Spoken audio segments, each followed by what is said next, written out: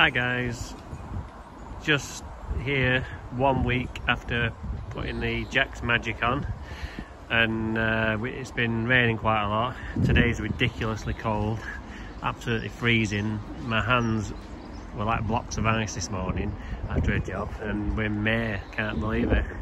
So I've kind of parked this one for a week and just hoped and prayed, and looks like maybe my prayers were answered. There's a little bit of growth all over now. The feed's kicked in, and still a bit troublesome this area, and mainly here. I don't know if you can see the discoloration really, but I can see it quite a bit clearer. It's a little bit yellow to my eyes without the camera, but I can't really, it doesn't seem to be picking it up, but maybe that's a good thing. So I'm just going to give it a cut because I don't want to lose that length that we got down to. But in a week, I think it's come on leaps and bounds, and it's not really been that warm at all. So the seed won't have probably not germinated yet, or might have germinated, but it's not showing itself, and it's probably a good thing on today. Wants probably to stay nestled under that lovely warm compost. I'm thinking I'm not coming out yet, which is fine, but I'm just so glad I haven't seeded at the last stock job yet, because last night and today would have just ruined it.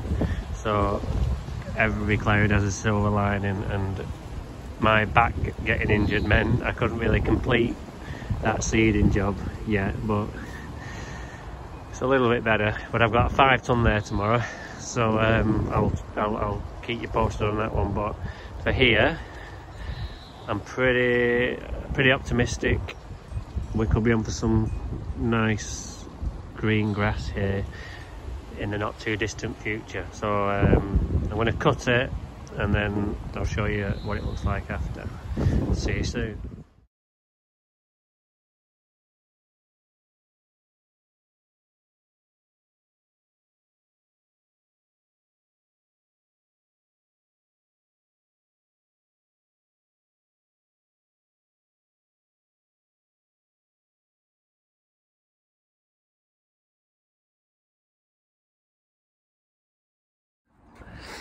Right, my hands are absolutely freezing. I mean, my lips are numb as well.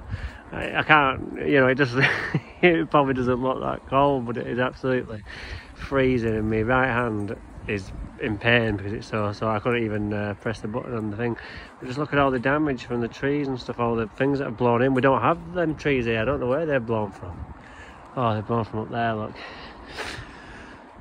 But we never have it to this detail on the lawn. Look at all the pods there. So that's going to cause trouble. But on this back end, it's absolutely wet through.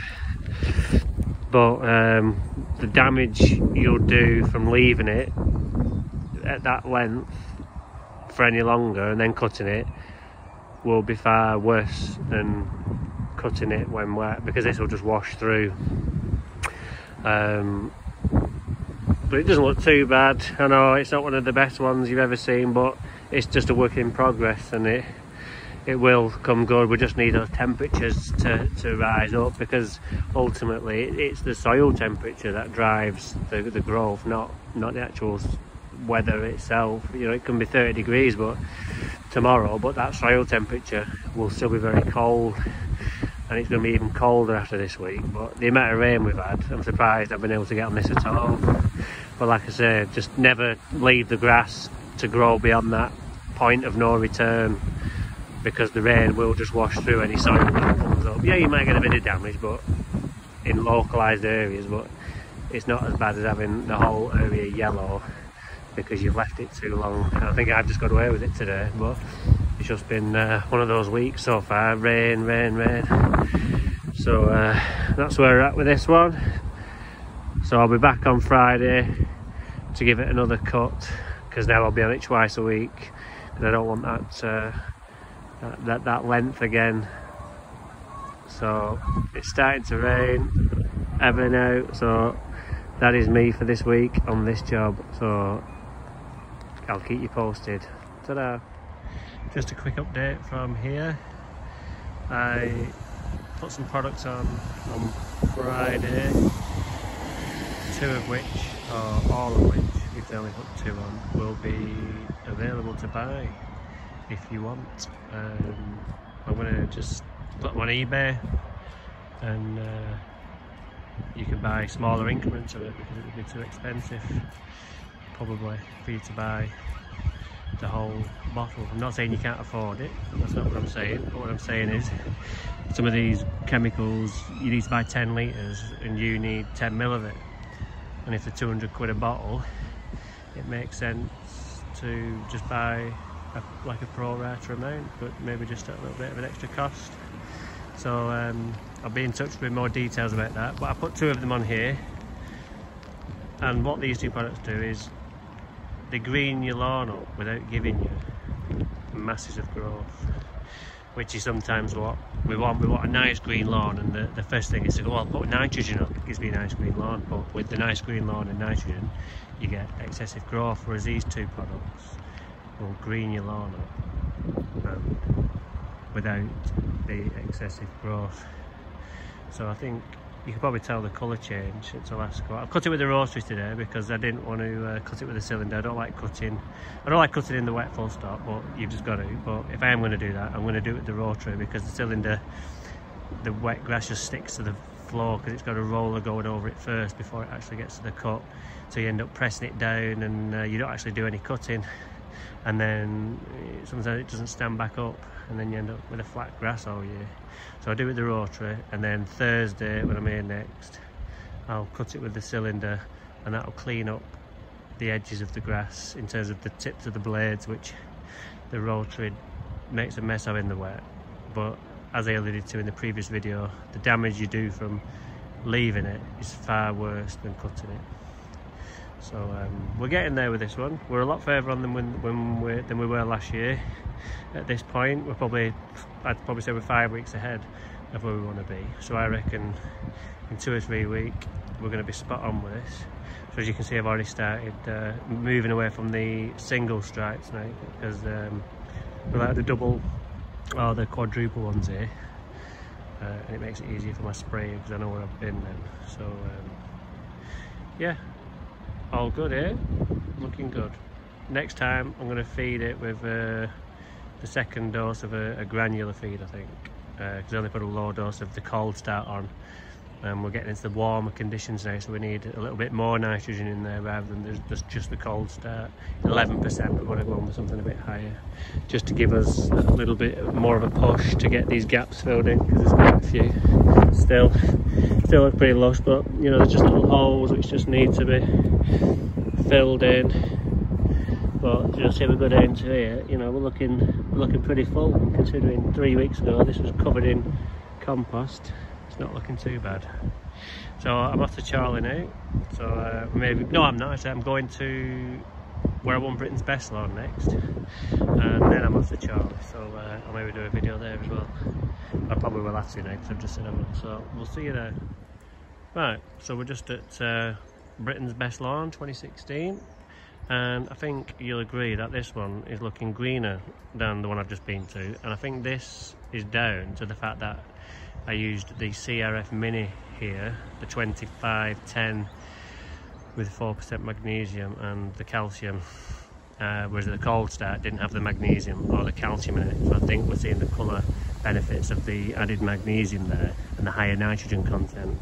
Like I say, this has had the same spray as it had at just at the last job. So I think we're looking $1 million here. Lovely deep green colour, and like I said, these products come into a place near you very soon. But you know, really lovely colour there, and there's no filters obviously because I'm on the video camera, and I don't add filters anyway because you're just defeating the object if you're adding filters. But you know, it's thickening up nicely. All this detritus from the tree, really high winds today, so coming on, let's just have a trek over here. This has been watered now. I think, to be honest, we'll have to go over this with some sandy root zone instead of the compost, I think. just because the compost just seems to wash off. But you know, that's another problem for another day. I've got loads of other problems at the minute, i.e. bad weather, bad back, bad this, bad that. So I'm gonna just park that one up and not let it cause me too much stress. But yeah, this is looking really nice. I'm gonna cut it now, and like I say, even though it's raining and it shouldn't really be cutting, I don't want to lose what we've done. So the damage we'll do from cutting it far, far less than if we were just to leave it. So I'll see in a bit. Right, so just cut this. I've done a quadruple stripe today because I want to start getting to the point of like the pattern I want for the rest of the year. It's a bit wet, but again, the lesson for today is doesn't matter, just get out and cut it, because it'll be better than leaving it to grow, because it could always be a situation where it could be wetter. So tomorrow the forecast could be heavy rain again, so if I didn't do it today, I definitely wouldn't be doing it tomorrow. And then Thursday could be rain, Friday could be, and before you know it, a week's passed and all your hard work has gone to waste. So obviously if you've got an electric mower, plug in your RCD, then you've no issues. But obviously don't go cutting in the rain with an electric mower if you haven't got an RCD. So you can see where the lines are, just there's a bit of a, that's where the grass didn't pick up because of the wetness. And I've just interrupted the focus there. So it's not as good as I'd hoped it would look in terms of striped up, but I'm really happy with the colour and the density. You know, we don't want it too thick. We've not had any temperatures yet. It's already pretty thick, so we don't want to rush it. And that's the good thing about this year, is that I've not rushed it, and it's definitely paying dividends. Definitely, it's a lovely colour, nice and thick, but not too thick. You know, we've not even had any temperatures over like 20 degrees yet, and we're only in early May. So we've got May, June, July, August for this to expand and thicken up.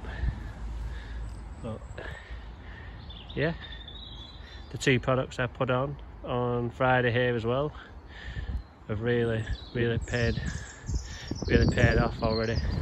I've not put anything on this other lawn, so you can see the difference. Like last year, we're just leaving that for the time being until we sorted this out, but they're having some paving done, so I'm going to see what they want to do in regards to that one, because it is just absolutely riddled with annual meadow grass, especially on the edges right there.